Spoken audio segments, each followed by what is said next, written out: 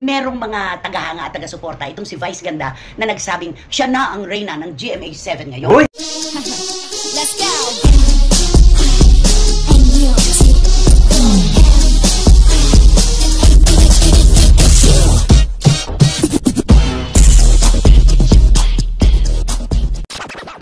Dahil ang amin pong unang paksa ay tumutukoy sa isang kwento na tinututulan po ng mga tagahanga ni Dingdong Dantes at Marian Rivera. Yan. Kasi nga po, nang lumipat sa GMA7 ang It's Showtime, merong mga tagahanga at taga-suporta itong si Vice Ganda na nagsabing siya na ang reyna ng GMA7 ngayon. Uy! Grabe! Agad, di ba? Marinig mo pala talaga magpapagting na itayin mo. At saka sa yung inupuan niya yung puso ng GMA logo, iba yun. Wala raw nagtangka na upuan ang logo, siya lang. Ay. Kaya parang sa kanilang panlasa ay si Vice Ganda na raw ang reyna ng GMA7. Wow!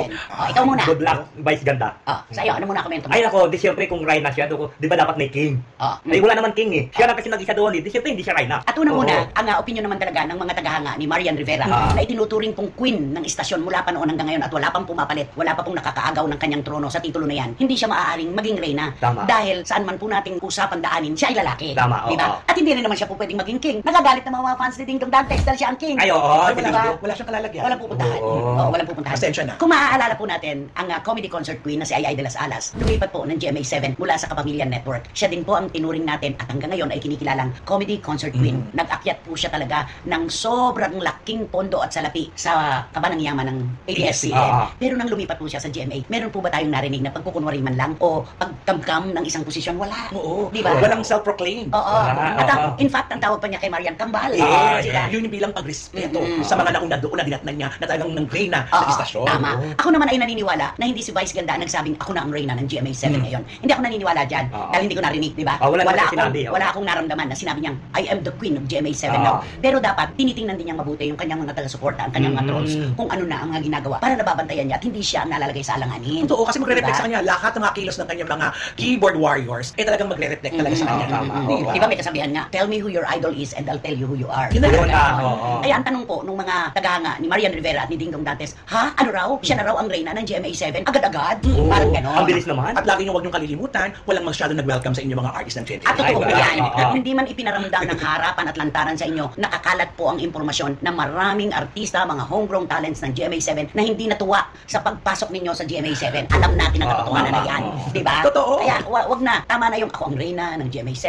Wag. Unang-una, merong nakaupo sa trono. Diba? correct. At kapag merong umaangkin sa trono, hindi yan po pwedeng hilahin pa tayo at paalisin. Ano aagawin mo Diba? agad-agad? Sabi ng mga fans ni Marian at ni Dingdong na talaga naman pong napaka-loyal sa kanila. Ay, oo. Paano ka magiging reyna ng GMA7? Nakikisukob lang kayo ng istasyon. Hindi kayo mga homegrown talents ng istasyon.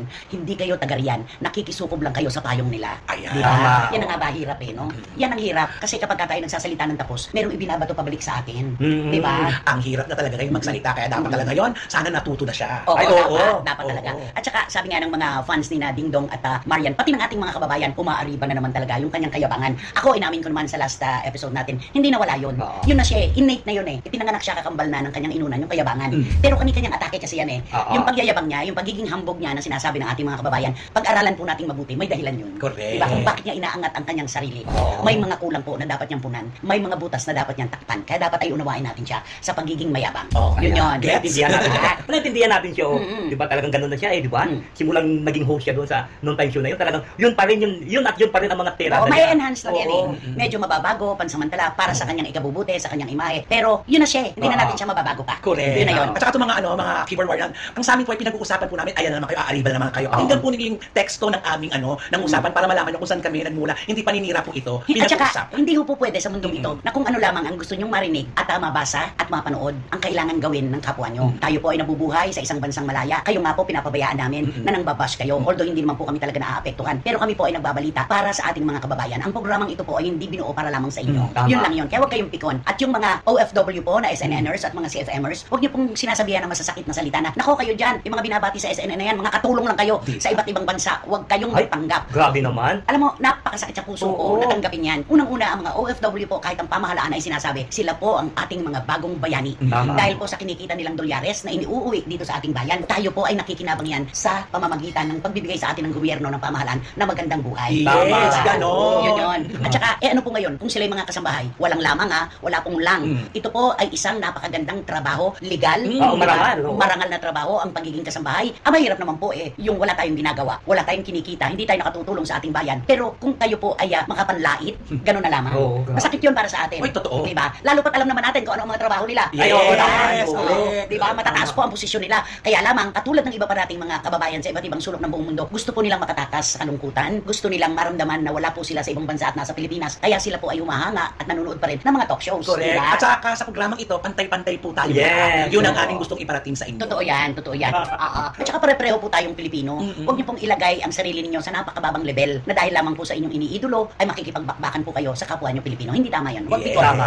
Lipat na tayo sa isang mas magandang paksa Eto, na positibo. dapat nating pag-usapan. Siyempre pa, ang Hello, Love, Goodbye, balitang balita. Agosto na nga ba? Ay, nakapakagandang balita yan. Kung matutuloy yan talaga isang kabang-abang At kapag hindi raw po nakumpleto ang ikalawang bahagi ng Hello, Love, Goodbye ni Catherine Bernardo at Alden Richards, ipapasok bilang entry ng Metro Manila Film Festival. Naku, eto na. Ay, bongga yan. Maglalagari ito. Naku. Mga Bongga. maniniruya ito ng salapi Oo. sa mga sinihan. Oo. Blockbuster ito. Alam mo, ang dami-dami nakapila ngayon para makasama at gustong makasama si Oo, Catherine. meron. Ay, Tila Balde, napakahaba talaga ng buhok ni Catherine Sobra, Bernardo. no? Oo. Unang-una, si Jericho Rosales. Yes. Tapos pati pa Miss Johnny Pangilinan. Oo, si Nakapilo na rin. Di ba? Ayan. Si Piolo Pascual. Oo, Ayan. ay, si David Licauco. David Licauco. Si David David Licauco. Licauco. Si David Licauco. Nakapila rin. Nagpo-workshop na muna, diba? Pero sorry na lang, napakahaba na po ng pila at nanguna na dun sa pila si Alden Richards. Ay, oo naman. Diba? Kaya sorry na lang sa iba, maghihintay kayo ng mga Ay, oo. susunod pang pagkakataon. Naku, kabang-abang. Kasi sabi ni Alden, kahit ano pa ang ginagawa niya, kapag tumawag na, sinabing, let's start. Ay, oo, yun na. Iiwan daw Iiwan muna niya. na. Magpapaalam daw siya ng respeto sa ginagawa niya. Oo. Unahin niya daw muna yung proyekto na yun. Hello, love, goodbye. Oo. Meron ng mga title ngayon, yung kay Daniel, Hello, DJ, goodbye. Ay, oo. Hello, Daniel, goodbye. Alam mo sa kanya pa rin talaga. Ang dali kasing lapatan ng karikahan yung title. Oo. Hello, Daniel, goodbye. Goodbye. Lalo pat sinabi na talaga ni Katrina, ayoko nang dinidiktahan ako. Ay, oo Diba? na. Sila ang susunod ngayon. Tama. Hindi na sila. Sila ngayon, kung ano ang gusto kong gawin, basta hindi makasisira sa imahe ko, yun ang gagawin ko. Hindi ako magpapadikta kahit kanino. Period. Period. Ayun. Caps and lower. Period. Yun yun. Katrina naman at saka si Alden, kitang-kita mo naman na may contentment. Ay, oo. Ay, itong dalawang partner na ito, magpa-partner ito, di makikita mong may ligaya sa puso nila kahit nag-iisa. Meron pagkakapareho, no? Parehong mabait na anak at kapatid. Correct. No? Kaya nga- Parehong, si Alden kasi hindi nakapagtapos ng kolehiyo. Oo. Pero sinubok niya, kaya lamang sa kakulangan ng panggastos, hindi niya natapos. Oo, tama. Si Catherine nag-aral din naman, di ba? At talagang kitang-kita mong mahal na mahal nila ang kanilang trabaho. Correct. Kaya ang daming pagkakapareho. At saka dito ka pa hanga, Bet di Mami Min. Ay, oo, At saka si kapatid Alden, di oo. Amang, Si ni Kat, Catherine. Ano pa ba? Ano pa? Di ba? Wala na, halang pa. Saan pa patungo ang relasyon ito? At yun na nga mga kachika, kung nagustuhan mo ang hot topic natin for today's video, ay ano pang inaantay mo? Mag-like ka na at i-share mo na din para mas marami pang magkakaalam sa hot topic na ito. Maraming salamat! Let's go.